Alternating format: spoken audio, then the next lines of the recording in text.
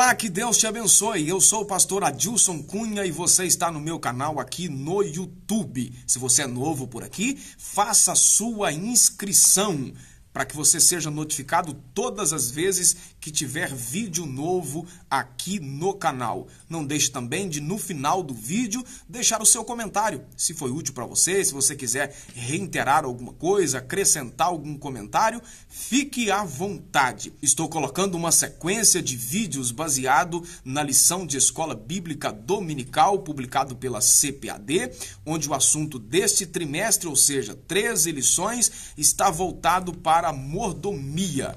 E o assunto de hoje é a mordomia das obras de misericórdia, a lição de número 11. Estamos caminhando já para fechar esse assunto e já virá aí um outro assunto e nós continuaremos aqui fazendo a nossa abordagem, dando aí os nossos pitacos nesses importantes assuntos que são estudados na lição de Escola Bíblica Dominical. O textuário dessa lição está na carta de Tiago, capítulo 2, e o versículo 13, que diz: porque o juízo será sem misericórdia sobre aquele que não fez misericórdia, e a misericórdia triunfa sobre o juízo. Assim como Deus usou de misericórdia para conosco, dando o seu Filho para nos salvar na cruz, nós também devemos usar de misericórdia para as pessoas que estão à nossa volta. Sejam elas nossos amigos, sejam elas nossos parentes,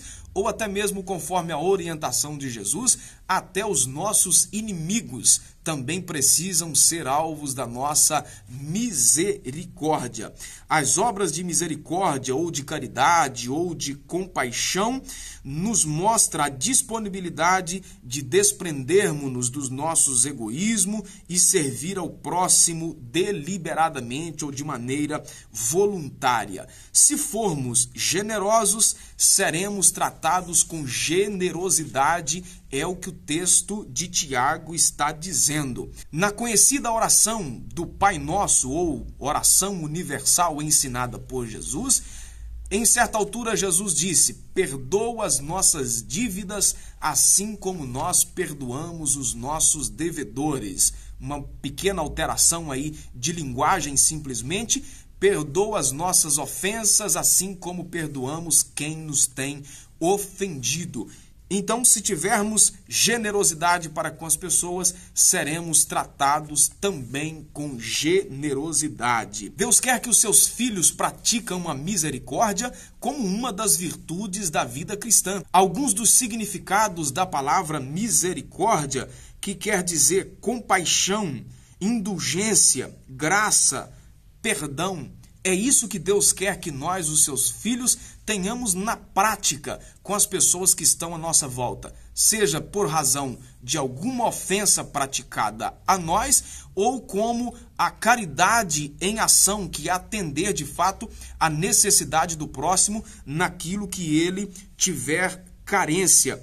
Deus mostra a sua misericórdia, longanimidade, benignidade, e quem se identifica com ele por meio do Espírito Santo, a obra do Espírito Santo em nós, também irá praticar estas qualidades, irá manifestar estas qualidades morais: misericórdia, longanimidade e benignidade. Estas são qualidades de Deus e que, a partir do momento que deixarmos o Espírito Santo agir na nossa vida, será possível também praticarmos estas obras. Sobre a mordomia da misericórdia cristã, nós temos um exemplo muito interessante, que é o da parábola contada por Jesus, conhecida como a parábola do bom samaritano. Quando Jesus disse que um homem estava indo de viagem e de repente caiu na mão dos assaltantes, que o espancaram, além de roubar, deixaram para morrer às margens do caminho.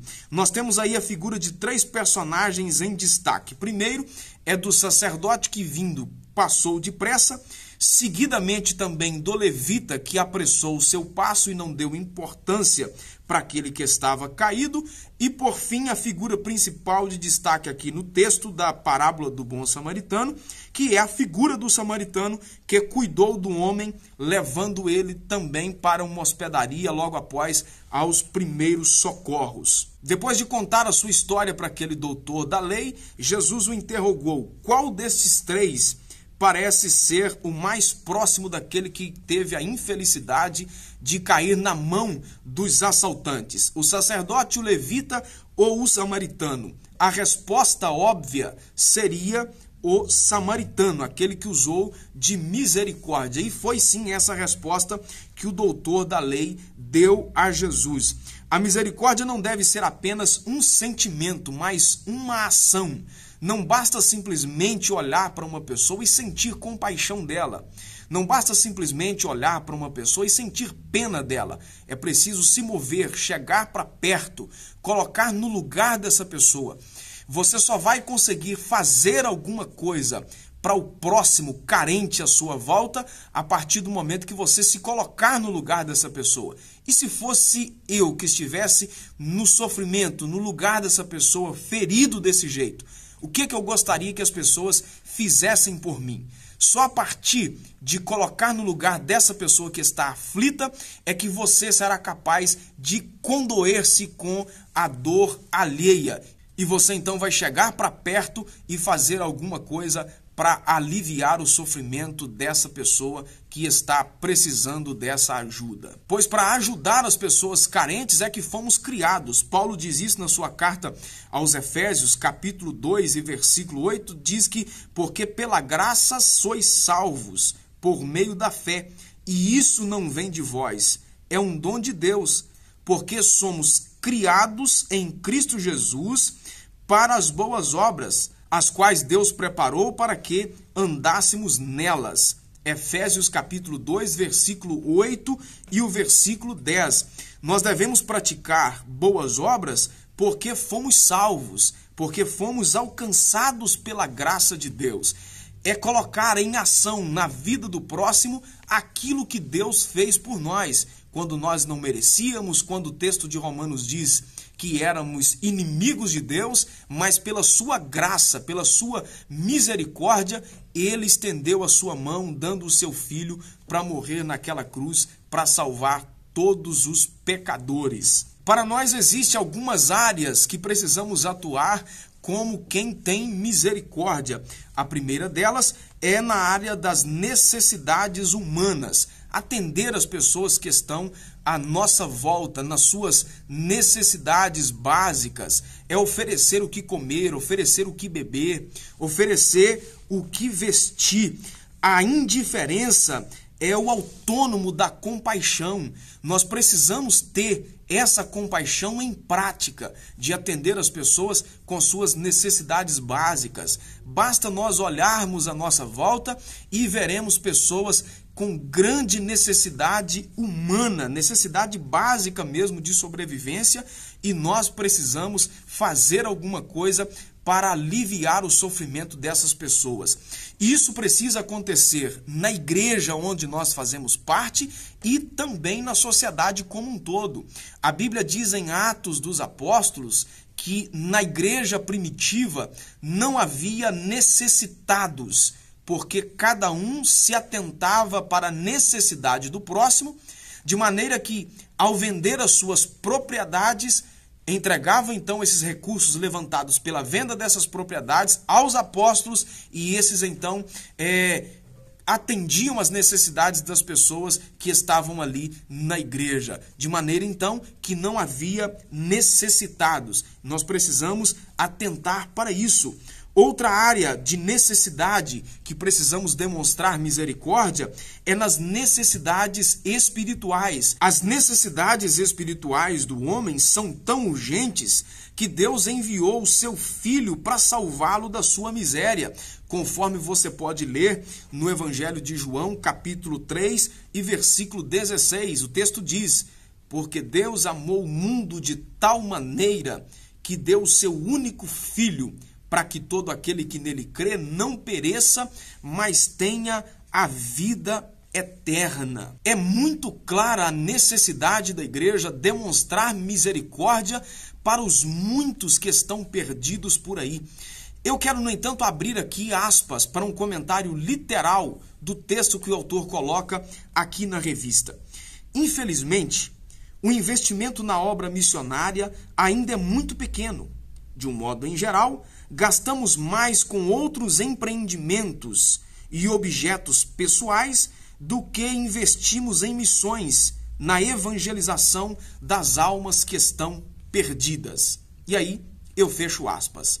Querido, a advertência que o autor colocou aqui na lição foi de uma maneira muito acertada, porque infelizmente não são poucos pastores que medem o sucesso pessoal ou mesmo o fracasso de acordo com o tamanho do prédio ou da obra física que conseguiu reerguer nessa ou naquela igreja. Alguns pastores dizem, eu consegui fazer isso, aquilo, eu consegui colocar ar-condicionado aqui na igreja, eu consegui trocar o piso aqui da igreja, a obra está indo de vento em polpa. É verdade que a igreja merece todo o conforto, é verdade que a igreja merece, o povo merece estar congregando numa igreja com um prédio novo, com ar-condicionado, com poltronas acolchoadas para se assentar, cada vez mais confortáveis. A igreja merece isso e isso não resta nenhuma dúvida.